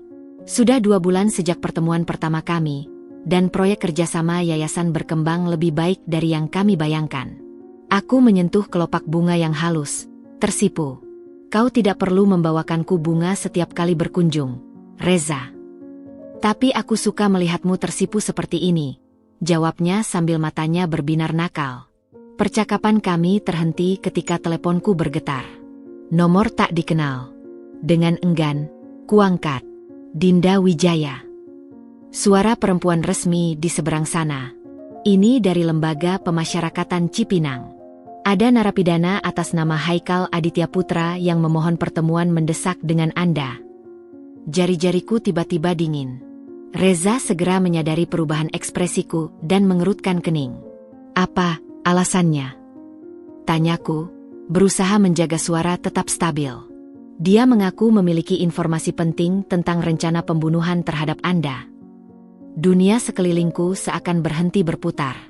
Reza segera meraih tanganku yang mulai gemetar. "Tidak usah ditemui," bisiknya tegas. "Ini pasti triknya." Tapi sesuatu dalam suara petugas itu membuatku ragu. "Kapan bisa saya datang?" "Besok jam 10 pagi." Begitu telepon ditutup, Reza langsung beranjak dari kursinya dan berlutut di sampingku. "Dinda, kau tidak harus melakukan ini. Aku bisa minta ayahku menyelidiki kebenaran ancaman ini." Aku menarik napas dalam-dalam. Bau bunga matahari yang segar bercampur dengan aroma kopi dan parfum Reza yang lembut. Aku harus memastikan sendiri, Reza. Jika benar ada ancaman, aku tidak bisa mengabaikannya. Matanya yang biasanya penuh cahaya sekarang gelap oleh kekhawatiran. Kalau begitu aku ikut. Penjara Cipinang ternyata lebih besar dan lebih menyeramkan dari yang kubayangkan. Bau disinfektan yang menyengat bercampur dengan aroma keringat dan ketakutan. Setiap langkah kami diikuti oleh sorotan mata para napi di balik jeruji. Reza tidak pernah melepaskan genggamanku, bahkan ketika petugas memeriksa kami dengan ketat sebelum masuk ke ruang visum. Hanya 5 menit, peringat petugas berjaga. Dan tidak boleh sentuh fisik. Ketika pintu terbuka, sosok Haikal yang dulu gagah sekarang duduk di seberang meja dengan seragam narapidana oranye. Rambutnya yang dulu selalu rapi sekarang acak-acakan. Wajahnya pucat dan lebih tua dari usianya. Tapi yang paling mengganggu adalah matanya. Masih sama liciknya dulu. "Dinda," desisnya. Tangannya ingin meraihku tapi dihentikan oleh rantai yang memborgolnya ke meja. "Kau tetap cantik seperti dulu." Aku menahan mual. Apa informasi penting yang kau maksud, Haikal? Dia melirik ke arah Reza. Siapa dia? Pacarmu yang baru. Reza menggeram. Langsung ke intinya. Haikal tertawa sinis. Baiklah. Begini, Dinda. Di luar ada orang yang ingin membunuhmu. Tapi aku tahu identitasnya. Lalu, potongku dingin. Aku akan memberitahunya, dengan syarat kau membantuku keluar dari sini. Matanya berbinar licik. Aku tahu ayahmu bisa mempengaruhi hakim banding. Reza langsung berdiri. Percakapan selesai. Ini jelas pemerasan. Tapi Haikal tiba-tiba berteriak. Dia anggota sindikat narkoba. Aku kenal dari penjara ini. Dia dendam karena yayasanmu menutup laboratorium mereka. Aku terpaku. Program rehabilitasi yayasan memang baru-baru ini menggerebek sebuah laboratorium narkoba terselubung. Namanya? Tanyaku. Haikal tersenyum. Senyum yang dulu sering membuatku percaya pada kebohongannya. Bebaskan aku dulu. Reza menarik lenganku. Dinda, ayo pergi. Ini permainannya. Tapi sebelum kami keluar, Haikal berteriak lagi. Kau akan mati seperti ibumu, Dinda. Kanker itu bukan kebetulan. Itu. Pintu tertutup keras, memotong ucapannya. Tapi kata-kata terakhirnya menggantung di udara seperti racun. Ibuku meninggal karena kanker. Selama ini aku selalu menerimanya sebagai takdir. Tapi apa mungkin? Di mobil, Reza memelukku erat sementara tubuhku gemetar tak terkendali. Dia berbohong, Dinda. Itu hanya taktik untuk mengganggumu. Tapi sesuatu dalam naluriku berkata lain. Aku harus menceritakan ini pada ayah. Malam itu, di ruang kerja ayah, kami mengumpulkan semua dokumen tentang kematian ibu. Ayah yang biasanya tegar sekarang gemetar memegang laporan autopsi. Dokter bilang itu kanker agresif, bisiknya. Tapi, waktu itu aku terlalu hancur untuk mempertanyakannya. Reza yang duduk di sampingku tiba-tiba menunjuk sesuatu di laporan. Ini, nilai toksikologinya tinggi sekali. Tidak wajar untuk kanker biasa. Ayah dan aku saling pandang. Sebuah kemungkinan mengerikan mulai terbentuk. Siapa yang punya akses ke ibu waktu itu? Tanyaku pelan. Wajah ayah berubah pucat.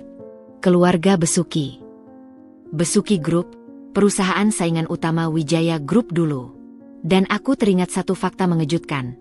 Bu Rina ternyata adalah adik kandung pemilik Besuki Group. Hubungan yang sengaja mereka sembunyikan selama ini. Kau pikir? Ayah tidak menjawab. Tapi matanya yang penuh amarah berbicara lebih keras dari kata-kata. Telepon Reza tiba-tiba berdering. Wajahnya langsung berubah serius. Apa? Kapan? Begitu menutup telepon, dia menarik napas dalam. Haikal baru saja dibacok di penjara. Dia kritis tapi sempat berbisik sesuatu pada petugas sebelum pingsan. Apa? Tanyaku serempak dengan ayah. Hati-hati dengan Dokter Tirtawinata. Aku menjerit kecil.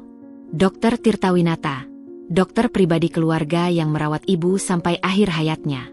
Ruangan terasa berputar. Semua mulai masuk akal. Haikal mungkin memang berniat memerasku tadi. Tapi tanpa sengaja dia membongkar konspirasi yang jauh lebih besar. Ayah segera mengambil teleponnya. Aku akan mengumpulkan tim investigasi khusus. Matanya berapi-api. Jika benar ada yang meracuni istriku. Reza memegang pundakku yang gemetar. Kita akan menemukan kebenarannya, Dinda. Bersama-sama. Di luar jendela, petir menggelegar memecah kesunyian malam. Pertanda badai kebenaran yang akan segera datang. Dan kali ini, aku tidak akan lari dari pertarungan. Hujan deras menghantam kaca jendela mobil ketika kami melaju menuju rumah sakit milik keluarga di kawasan Menteng. Dokter Tirtawinata, menurut informasi terakhir tim keamanan ayah, sedang bertugas di ruang gawat darurat malam ini. Aku duduk di kursi belakang dengan kedua tangan erat menggenggam laporan medis ibuku yang sudah kusimpan selama 10 tahun terakhir. Setiap halamannya kini terasa seperti bukti dari sebuah kejahatan sempurna. Tim kita sudah mengamankan semua catatan laboratorium dari masa perawatan ibumu. ayah menjelaskan sambil menatap layar tabletnya. Wajahnya di bawah cahaya biru perangkat itu tampak 10 tahun lebih tua. Ada keanehan dalam kadar beberapa zat kimia dalam darahnya yang tidak pernah dijelaskan kepada kita. Reza yang duduk di sampingku meremas jari-jariku yang dingin. Kita harus tenang. Jika dokter ini benar terlibat, dia pasti sudah punya cerita yang disiapkan. Mobil berbelok masuk ke area parkir rumah sakit.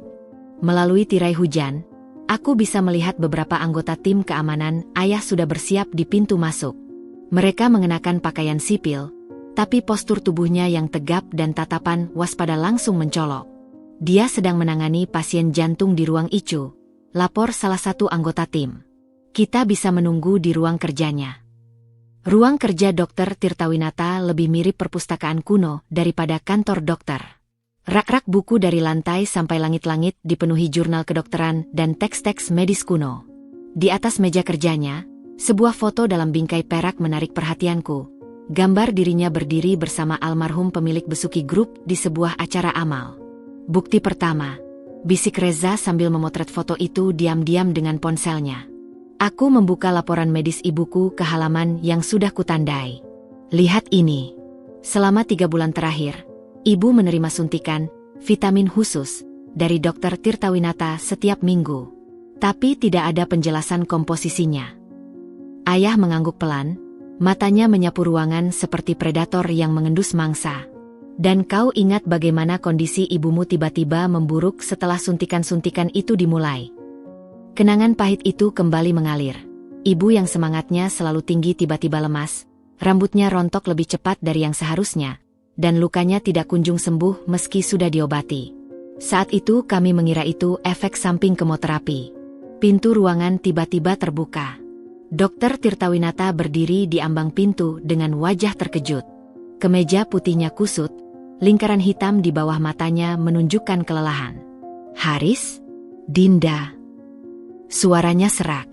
Apa yang? Matanya langsung menangkap dokumen di tanganku. Sekejap saja, tapi aku melihat sesuatu yang melintas di balik tatapannya. Ketakutan. Kita perlu berbicara, Tirtawinata. Suara ayah menggelegar, penuh otoritas. Tentang penyebab sebenarnya kematian istriku. Dokter itu menelan ludah, lalu dengan cepat menutup pintu. Saya tidak tahu apa yang Anda maksud. Istri Anda meninggal karena kanker stadium 4. Semua laporan medis. Bohong. Teriakku, tidak lagi bisa menahan amarah. Kami punya bukti kadar arsenik dalam darah ibu jauh di atas normal. Dan semua suntikan, vitamin, itu tidak pernah dicatat komposisinya. Dr. Tirtawinata tersandung mundur hingga punggungnya menempel di rak buku. Saya hanya mengikuti perintah. Mereka mengancam keluarga saya. Ruangan terasa berputar. Pengakuannya yang tiba-tiba membuat lututku lemas. Reza segera memelukku, tapi aku meronta untuk mendekati dokter itu. Siapa? Siapa yang memerintahkanmu membunuh ibuku?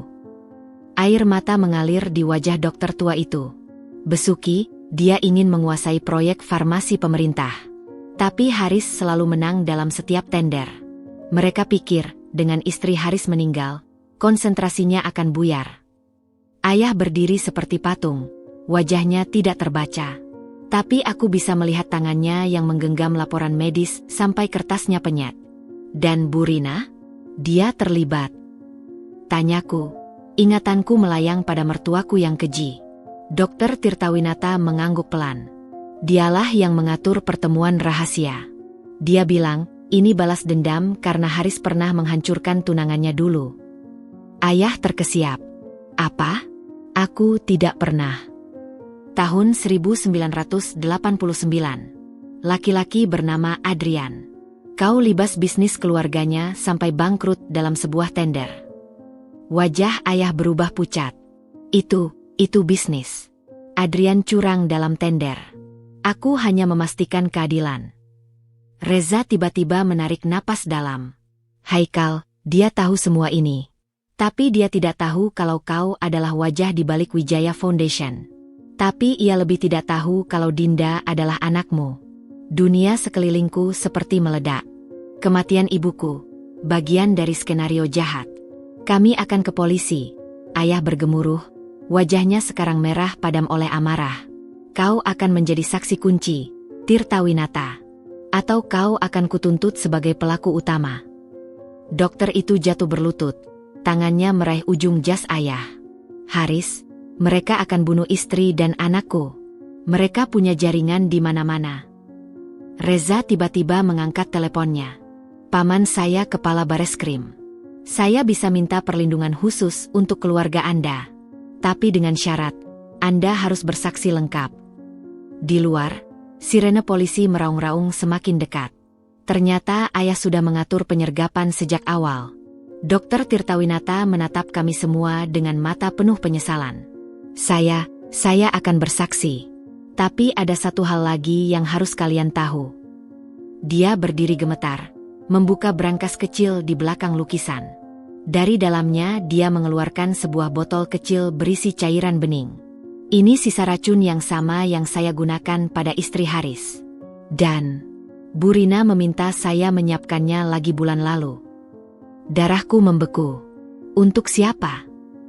Matanya yang penuh air mata menatapku langsung. Untukmu, Dinda. Dia bilang, dendam belum selesai sampai kamu menyusul ibumu. Reza menarikku ke pelukannya, tapi aku sudah tidak bisa menangis lagi. Yang tersisa hanya tekad baja dalam hatiku. Sekarang giliran mereka yang merasakan kehancuran. Bisikku, suaraku lebih dingin dari hujan di luar. Ayah memandangiku dengan bangga dan sedih sekaligus. Kita akan menghancurkan mereka, nak, dengan cara yang benar, melalui hukum. Tapi dalam hatiku, aku tahu, ini bukan lagi sekadar tentang hukum. Ini tentang keadilan. Dan kadang, keadilan harus datang dengan caranya sendiri. Bulan purnama menggantung sempurna di atas langit Nusa Dua, memantulkan kilau keemasan di permukaan laut yang tenang.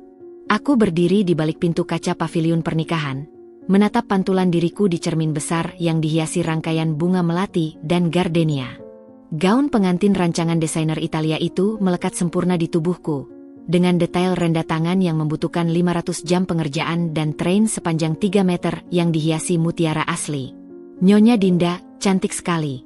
Desis Butari yang berdiri di belakangku, matanya berkaca-kaca sambil menata kembali veil yang menutupi wajahku. Tanganku gemetar menyentuh kalung mutiara peninggalan ibu, satu-satunya benda yang kubawa dari rumah Haikal dulu. Aku berharap ibu bisa melihatku hari ini, bisikku, menahan air mata yang mengancam merusak riasan wajah. Butari mengelus pundakku. Beliau pasti melihat, nak, dari surga.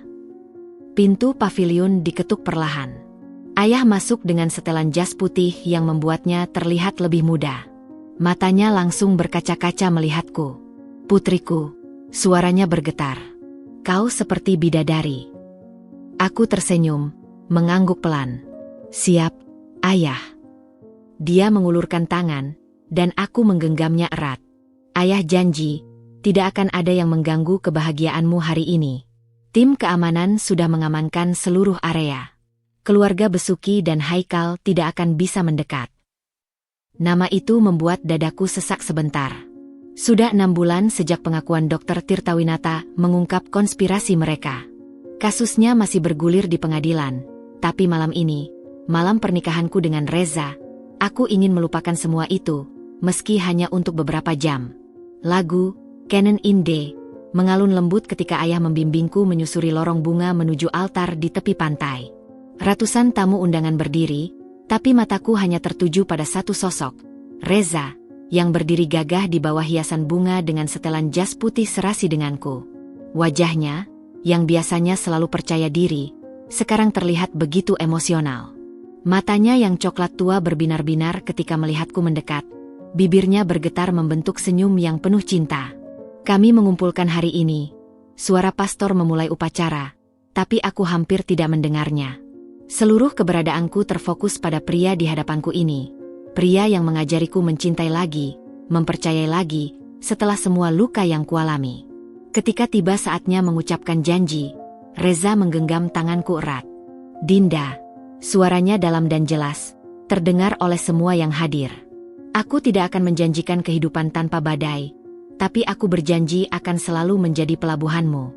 Tidak akan ada rahasia di antara kita, tidak akan ada pengkhianatan. Hanya cinta dan kejujuran, sampai maut memisahkan. Air mata akhirnya mengalir di pipiku. Janjinya begitu kontras dengan pernikahanku dulu, ketika Haikal hanya mengucapkan kata-kata klise tanpa makna. Dan aku, suaraku bergetar tapi tegas, berjanji untuk mencintaimu dengan sepenuh hati, tanpa rasa takut dari masa lalu. Aku akan menjadi istri yang membanggakanmu, partner yang mendukungmu, dan sahabat yang selalu ada di setiap langkah perjalanan kita. Ketika pastor menyatakan kami sah sebagai suami istri, Reza menunduk dan menciumku dengan lembut. Sorak-sorai tamu undangan bergema, diiringi tepuk tangan meriah dan letusan kembang api yang menerangi langit malam. Tapi di tengah kebahagiaan itu, instingku tiba-tiba berdesir. Aku memandang sekeliling. Ada sesuatu yang tidak beres. Di antara kerumunan staf dan tamu, seorang pelayan berpakaian hitam terlihat menyelinap keluar dari area resepsi. Posturnya terlalu familiar. Haikal, bisikku tanpa sadar. Apakah benar dia? Kudengar ia baru saja keluar dari penjara 2 minggu lalu. Reza langsung menangkap perubahan ekspresiku. Apa yang terjadi? Aku menggeleng, memaksakan senyum. Tidak apa. Hanya bayangan masa lalu. Tapi ayah yang berdiri di samping Reza sudah menangkap bisikanku. Dengan gerakan halus, dia memberi kode pada 2 orang bodyguard yang langsung menyusul pelayan tadi. Nikmatilah malammu, nak. Ayah berbisik sambil mengecup keningku. Ayah yang akan mengurus segalanya. Resepsi berlangsung sempurna. Kami menari di bawah hiasan lampu-lampu kecil, menyantap hidangan istimewa dari koki bintang 3, dan tertawa bersama teman-teman terdekat. Tapi di tengah kemeriahan itu, pikiranku masih tertuju pada sosok yang tadi. Ketika kami sedang berfoto bersama di dermaga kecil, Reza tiba-tiba menarikku ke samping. Dinda, ada yang ingin kubicarakan. Suaranya serius. Dia mengeluarkan ponselnya dan memperlihatkan pesan dari tim keamanan ayah. Terdeteksi upaya penyusupan. 1 orang ditangkap di area dapur. Membawa paket mencurigakan. Mengaku diupah oleh keluarga Besuki. Darahku berdesir. Apa isi paketnya? Reza menghela napas. Racun. Sama seperti yang digunakan pada ibumu. Dunia seakan berhenti berputar. Mereka benar-benar tidak akan berhenti. Bahkan di hari bahagiaku ini, dendam mereka masih membara. Reza memelukku erat. Kita akan baik-baik saja. Ayahmu sudah memperketat keamanan. Dan mulai besok, kita akan tinggal di rumah baru dengan sistem keamanan terbaik. Aku memandang wajahnya yang tegas. Wajah seorang pria yang siap melindungiku sampai titik darah penghabisan. Berbeda dengan Haikal yang justru menjualku untuk kepentingannya sendiri. Aku tidak takut, bisikku, dan aku menyadari itu benar. Selama kita bersama, tidak ada yang bisa menyakitiku lagi.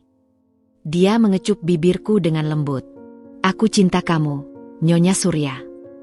Gelombang air laut menyapu dermaga kecil di bawah kaki kami, membawa serta sisa-sisa ketakutan dan trauma masa laluku. Aku tidak tahu apa yang akan terjadi besok. Kasus pengadilan, balas dendam keluarga Besuki, atau ancaman lain yang mengintai. Tapi satu hal yang pasti, aku sudah menemukan cinta sejati yang pantas diperjuangkan. Dan kali ini, aku siap berperang untuk mempertahankannya. Pengadilan Negeri Jakarta Pusat dipadati wartawan ketika vonis akhirnya dibacakan.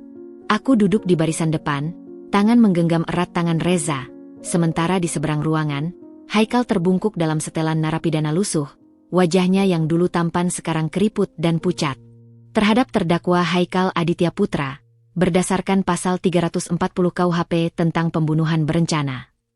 Suara hakim bergema di ruangan yang sunyi. Aku mencuri pandang ke samping, di mana Bu Rina duduk dengan wajah hancur, dikelilingi oleh keluarga Besuki yang wajahnya masam. Dijatuhi hukuman penjara selama 15 tahun. Sorak-sorai pecah dari pihak kami. Haikal terhuyung seperti ditampar, sementara Bu Rina menjerit histeris sebelum pingsan di kursinya.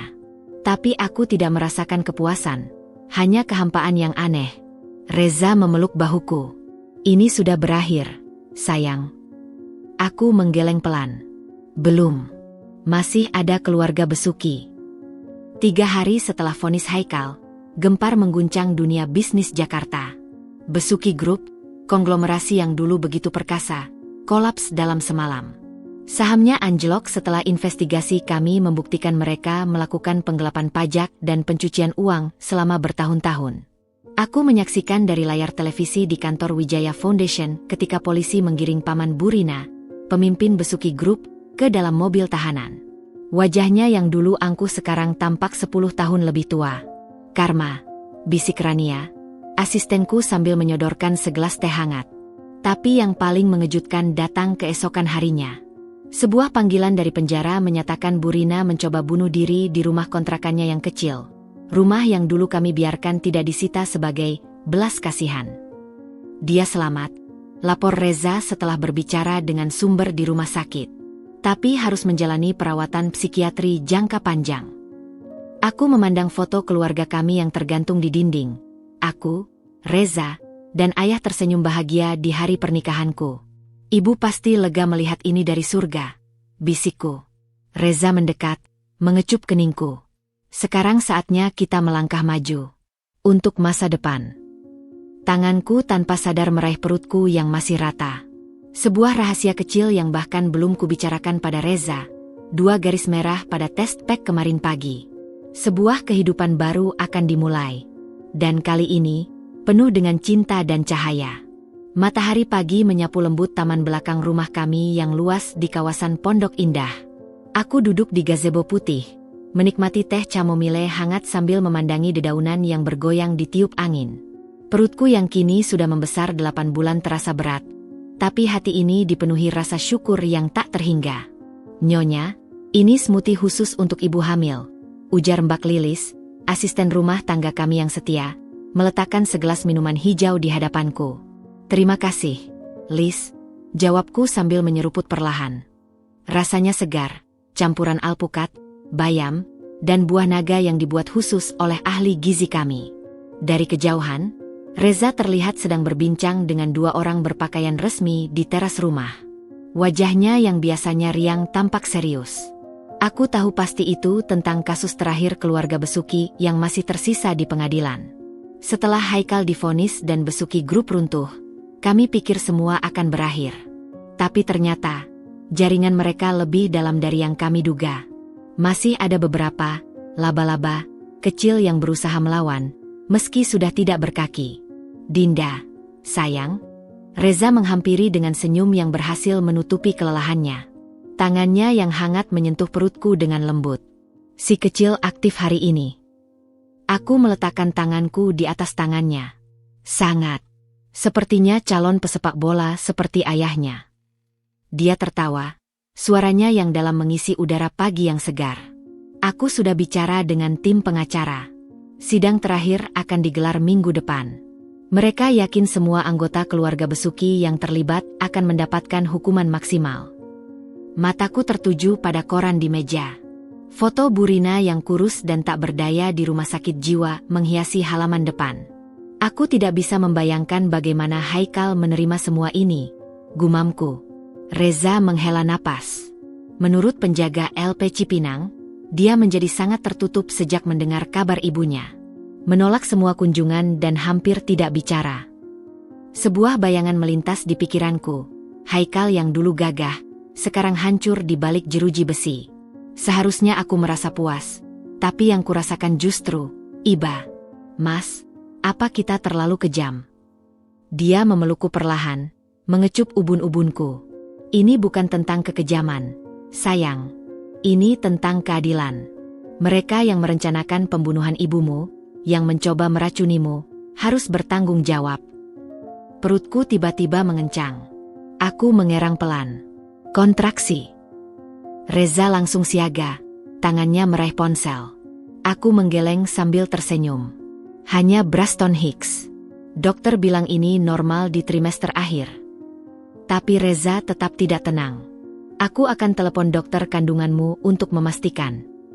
Sementara Reza sibuk menelepon, mataku tertuju pada surat kabar lagi. Di sudut halaman, ada berita kecil tentang program rehabilitasi narapidana yang dijalankan Wijaya Foundation. program yang kurencanakan khusus untuk mantan karyawan Besuki Group yang tidak terlibat kejahatan. Mungkin inilah cara terbaik untuk memutus lingkaran kebencian, dengan memberi kesempatan pada yang tidak bersalah. Malam itu, ketika aku bersiap tidur, telepon genggamku berdering. Nomor tidak dikenal. Halo. Suara serak di seberang sana membuat bulu kuduku berdiri. Dinda, aku tahu aku tidak pantas menelepon. Haikal. Aku tercekat. Sudah berbulan-bulan sejak vonisnya, dan ini pertama kalinya dia menghubungi. Bagaimana kau bisa? Aku minta izin khusus, potongnya. Suaranya parau, seperti orang yang sudah lama tidak bicara. Aku hanya ingin mendengar suaramu. Dan minta maaf. Jantungku berdegup kencang. Reza yang sedang mandi di kamar mandi pasti akan panik jika tahu. Tapi sesuatu dalam suara Haikal membuatku tetap ditelepon. Untuk apa kau minta maaf, Haikal? Diam sejenak, lalu isakan. Untuk semuanya. Untuk ibumu, untuk pengkhianatanku, untuk semua kebohongan. Aku menutup mata, mencerna kata-katanya. Aku menerima permintaan maafmu, tapi itu tidak mengubah apapun. Aku tahu, bisiknya. Aku hanya ingin kau tahu bahwa di akhir segalanya, aku benar-benar mencintaimu. Dengan caraku yang salah. Sebelum aku bisa menjawab, dia melanjutkan. Selamat untuk bayimu. Aku doakan dia tumbuh menjadi anak yang membanggakan, dengan orang tua yang jauh lebih baik dari kami. Telepon terputus. Aku terduduk di tepi tempat tidur, tangan masih menggenggam ponsel. Air mata mengalir tanpa kusadari. Bukan untuk Haikal, bukan untuk masa lalu, tapi untuk semua yang telah berlalu dan semua yang akan datang. Reza keluar dari kamar mandi, handuk melilit pinggangnya. Begitu melihat air mataku, dia langsung berlutut di hadapanku. Ada apa, sayang? Aku menggeleng, tersenyum melalui air mata.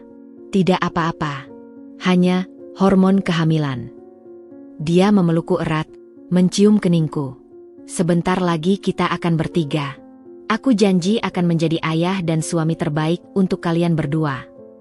Aku meletakkan kepalaku di bahunya yang kokoh, mendengar detak jantungnya yang mantap. Dari reruntuhan masa lalu, kami telah membangun istana kebahagiaan.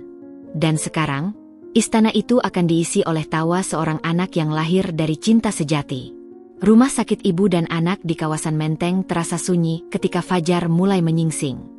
Aku terbaring di ruang bersalin dengan tangan menggenggam erat tangan Reza. Tubuhku basah oleh keringat dan nafas yang tersengal-sengal.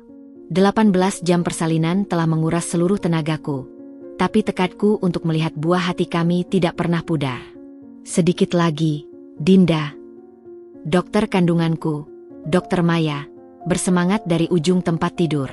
Satu dorongan terakhir. Reza membisikkan kata-kata penyemangat di telingaku. Suaranya parau karena telah menemani sepanjang malam. Kamu kuat, sayang.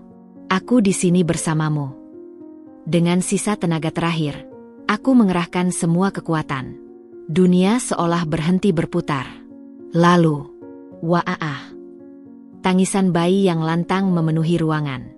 Dadaku terasa seperti diisi oleh ribuan kupu-kupu yang tiba-tiba terbang bebas. Selamat, seorang bayi perempuan sehat. Dokter Maya mengangkat bayi mungil itu sebelum meletakkannya di dadaku. Air mata mengalir deras ketika untuk pertama kalinya mataku bertemu dengan mata kecil itu. Warnanya coklat tua seperti Reza, tapi bentuknya persis seperti ibuku. Tangannya yang mungil menggenggam jemariku dengan kuat, seakan berkata, "Aku sudah sampai, Ibu." Alika, bisikku, menyebut nama yang sudah kami pilih berbulan-bulan. Alika Zahra Wijaya Surya. Reza mengecup keningku, air matanya yang jatuh bercampur dengan keringat di pelipisku. Dia cantik seperti ibunya, suaranya bergetar penuh emosi. 3 hari kemudian, kami membawa Alika pulang ke rumah yang telah dipenuhi bunga dan balon. Seluruh staf rumah tangga berbaris di pintu masuk. Wajah-wajah mereka berseri melihat bayi mungil yang tidur nyenyak dalam gendonganku. Ayah sudah menunggu di teras dengan mata berkaca-kaca. Begitu melihat cucu perempuannya, tangannya yang biasanya tegap gemetar tak terbendung. Dia, persis ibumu waktu kecil. bisiknya sambil dengan hati-hati menerima Alika dari tanganku. Aku tersenyum, menyadari kebenaran kata-katanya. Ada semacam keadilan ilahi dalam kemiripan itu, seolah-olah ibuku memberitahu kami bahwa dia hadir dalam kehidupan baru ini. Pak Haris, ada paket untuk Nyonya Dinda.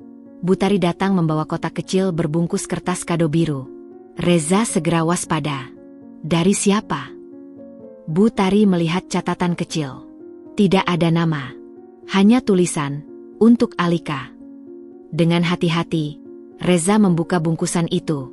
Di dalamnya ada sebuah boneka beruang kecil yang sudah usang dan surat. Aku segera mengenali boneka itu.